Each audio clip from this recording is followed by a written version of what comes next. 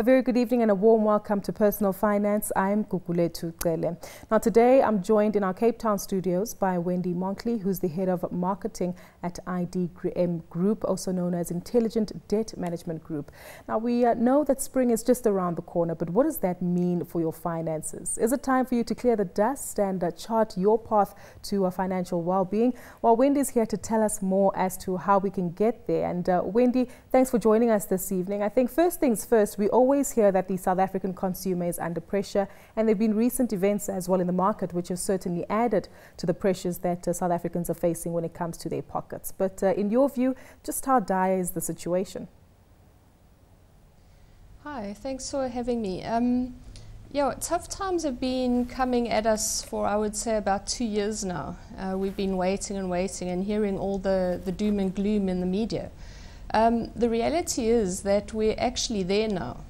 There's a number of forces at play that are creating very tough economic situations in the country, but consumers are feeling the pinch more and more. And yes, we're going into spring and everyone's excited about the change in weather, but unfortunately our finances need to be considered. And when we talk about spring cleaning, it's got to be a little more than just the home.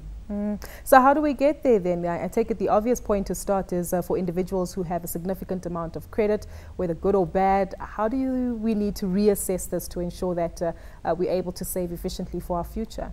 So what we need to do is first try and understand the situation that we're in, and each individual is different. But firstly, to try and understand what's actually happening in the country. So on one hand, we've got the rising living expenses, and everybody is feeling this, whether it's electricity or school fees or whatever's relevant to your situation. You'll find on average 65% of our income has to go to living expenses. That's before we've paid for debt, and that's before we've saved any money either for those inevitable extras or the unforeseens, or covering our risk of medical problems, or even for retirement. So consumers, the first thing we need to do is look at our situation and say, what percentage of our income are we paying to living expenses? How much is left over after that for our debt repayments? And hopefully the two equal 100%, but what we're finding is that more and more consumers are adding the two together and they're getting to over 100%. So it means that you're over indebted and you need to seek a different kind of help. If you add to that now the weakening rand, and we had a repo rate increase last month, there could be an expected one maybe in September. We're uncertain because on one hand the way to bring inflation down in the weakening rand environment is to increase the rates, but an increased rate means increased debt repayments. Increased debt repayments just adds to that budget. So do we have that surplus in our budgets to pay that extra on our bonds, on our vehicles and on our debt? And if we don't, then we find things are getting really tight. That clearly means that something has got to give then, Wendy. I take it scaling back on some expenses which might be considered luxuries is a perfect place for consumers to start? We're not saying that debt is bad entirely. You have good debt, you have bad debt. But what we need to encourage people out there to be doing is to get rid of the bad debt. So yes, saving is good and we all should be saving, at least for our retirement, but by paying off your bad debt, and by that I mean payday loans, anything that you don't have something else to show for it. So if you're buying food on a credit card and you're buying living essentials with credit, you're heading down the wrong road, and you need to try and get rid of that type of debt. Free up some cash flow by doing that, and then use that to pay off other debts and just minimize your exposure. Yes, luxuries, unfortunately, we're at that point now where we need to be very conservative. And whatever you do, don't go and change jobs to cash out on your pension. That is a big mistake, and a lot of people are doing that at the moment. Tell us more about that trend, Wendy, because we understand that it is proving to be quite popular, especially in professions where people know that they are employable in the future. But I take it this naturally has significant risks on the capital gain that they'll be able to receive once they do retire? Yeah, so besides the fact that you're taking away that hard-earned earnings and savings that you've been putting away, when you get to retirement age, you're going to have less. The sad reality is you're actually putting yourself into a worse debt situation.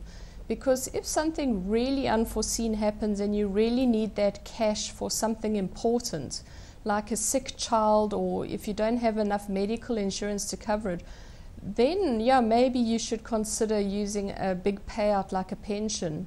But to use your pension just to live or to pay for food and everyday expenses is a big no-no. And to use your pension to pay off debt is also a no-no. Yeah, it's just an endless debt trap that we see consumers getting into. And quite recently we've seen some people that come to us, before they come and apply for debt counseling, they are spending 167% of their income on their debt alone. That's before they've even paid for their living expenses. That paints a very scary picture. But on the individuals who might be fearful of settling their debt, I think a lot of the time South African consumers get intimidated by the words that get used by creditors, the legal action, blacklisting. Those particular terms often see consumers shying away from trying to resolve and paying off their debt as quickly as possible. But do you have any suggestions that consumers can make use of? I understand paying off the debt with the highest level of interest first, and maybe even seeking some kind of arrangement to be made with their credit provider to ensure that they pay it in terms which is doable on their pocket. Sure, there's a couple of solutions out there, but going back to my first statement, know your situation. So get yourself a credit report, understand who you owe money to and exactly how much you owe. You'll be surprised how many South Africans don't have a budget. A budget is a basic summary of what you have to pay every month, who you have to pay it to, and I quite like the summary. It's a budget is telling your money where to go instead of wondering where it went, and that's what we need to start with. Once we know where our money needs to go, we can start prioritizing. Also figure out which debt you're paying the most interest rates on, your most expensive debt. Which debt you can pay off the quickest, because if you can pay something off quickly, you can use that money again to pay into the next most expensive debt, and so on and so on. And as you go along, you'll just save and save and save extra cash flow, which you can use to pay your debt off quicker.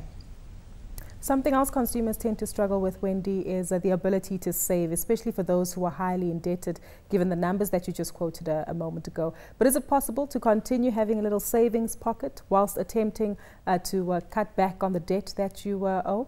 My advice to people that are in debt is to prioritize paying off your debt in order to keep your insurances and your risk protection. And that should be your saving while you're in debt. So save the money and put it into a medical aid. Save the money and put it into your pension. And just make sure that should those unforeseen things happen, you've got short-term insurance to cover that car accident. You've got the medical aid if you need to go to the doctor. Because we find a lot of our clients have got themselves into a really sticky situation because a big event has happened in their lives. So yes, saving is important. Start by paying off your debt, because you'll be saving, trust me, on interest. Then take those savings, put it into your financial plan, have a plan and grow your financial future. So make sure that when your debt is paid off, you've also covered your risk, and you can then start putting money away for other types of savings. Indeed. We've said quite a bit, but let's get a quick recap of the takeaways from this discussion.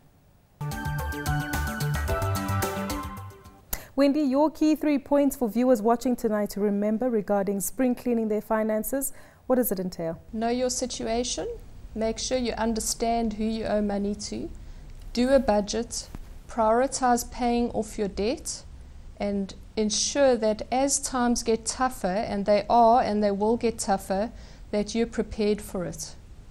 Indeed.